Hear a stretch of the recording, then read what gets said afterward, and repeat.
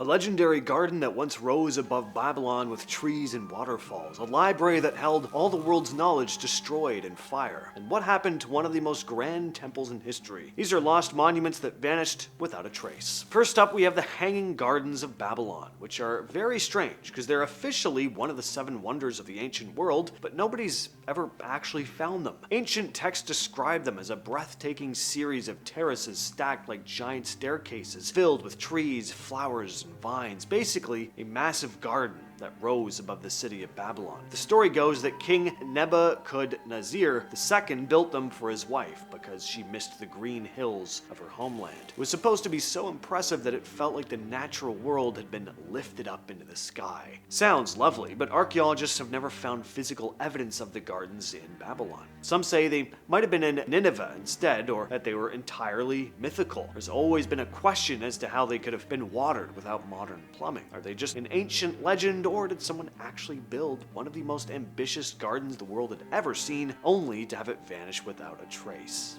We may never know. The Library of Alexandria was a massive collection of human knowledge, probably the largest in the ancient world. Founded in the 3rd century BCE in Egypt, it aimed to collect every book ever written, attracting scholars from all over the world to study astronomy, medicine, mathematics, history, and literature. But the library went through a lot. When Julius Caesar's army attacked Alexandria, a huge part of the library went up in flames, taking thousands of scrolls with it. After that, fires and looting destroyed even more of the collection over the years. By the time the Romans were in charge, most of the library was gone. Nobody really knows exactly what was lost, but some estimates put it at hundreds of thousands of scrolls. The Temple of Artemis was ridiculously massive. Built around 550 BCE in what is now Turkey, it was one of the 7 wonders of the ancient world and famous for its grand columns and sculptures. It wasn't just built once. The temple got destroyed and rebuilt a bunch of times. The most famous time the Temple of Artemis was destroyed was in 356 BCE. A man named Herostratus set fire to it, not for revenge or money, but just so his name would be remembered forever. He wanted to go down in history as the guy who destroyed one of the 7 wonders of the world. The city tried to punish him by banning his name from being spoken, but here I am talking about it, so that didn't work. Mission accomplished, I guess. Later, the temple was rebuilt again, bigger, fancier, but over the years it suffered earthquakes and invasions that left it in ruins. What's left today are just scattered foundations. You can't really picture the full scale from what's left. Ancient texts describe huge statues, intricate carvings, decorations of gold and marble, but nobody alive today has ever seen it. Archaeologists have tried to piece it together, but it's mostly guesswork.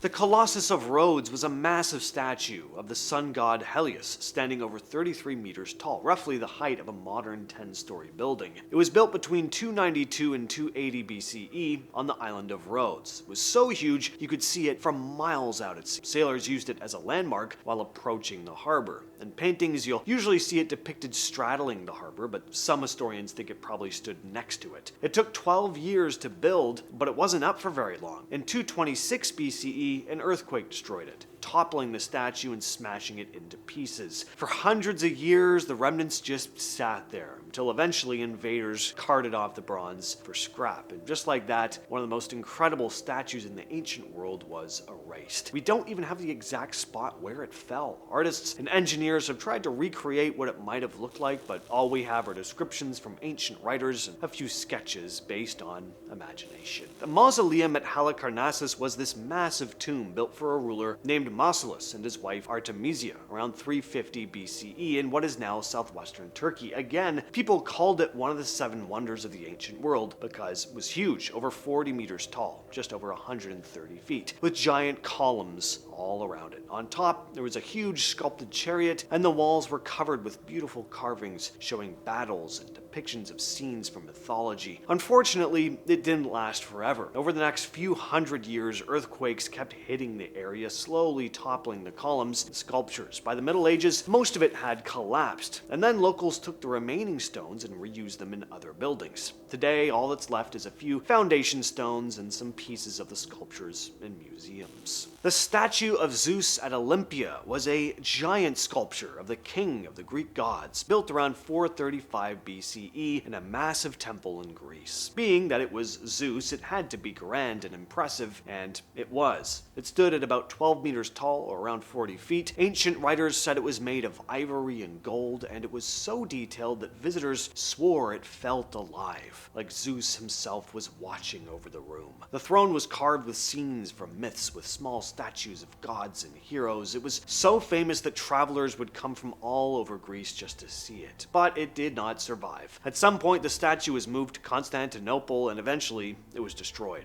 Nobody really knows exactly when or what happened. Nothing remains of it today, aside from written descriptions of it. The Lighthouse of Alexandria, also called the Pharos, was built on a small island just off the coast of Alexandria, Egypt, around 280 BCE. Its job was, of course, to guide ships safely into the harbor at night. This was a huge lighthouse, though, said to be over 100 meters tall, which made it one of the tallest man-made structures in the ancient world. The base was square, the middle section was cylindrical, and the top had a smaller tower where a massive fire burned to light the way for sailors. There are also stories of mirrors being used to reflect sunlight during the day. It stood there for hundreds of years, becoming a symbol of the city, until a series of earthquakes hit between the 10th and 14th centuries and destroyed it. The Great Library of Nineveh was a giant archive in ancient Assyria built by King Ashurbanipal in the 7th century BCE. It held tens of thousands of clay tablets with a very early form of writing called cuneiform. Everything from stories and history to science, medicine, and rules for the empire. It was one of the first attempts in history to collect all human knowledge in one place. But when Nineveh was sacked by invaders in 612 BCE, the library was destroyed. A lot of the tablets were smashed or burned, though some survived because fired clay is durable. Archaeologists started digging in the 1800s and found thousands of tablets, giving us a tiny glimpse into what was there, but most of it has been lost to time. Persepolis was the ceremonial capital of the Persian Empire, built by Darius I,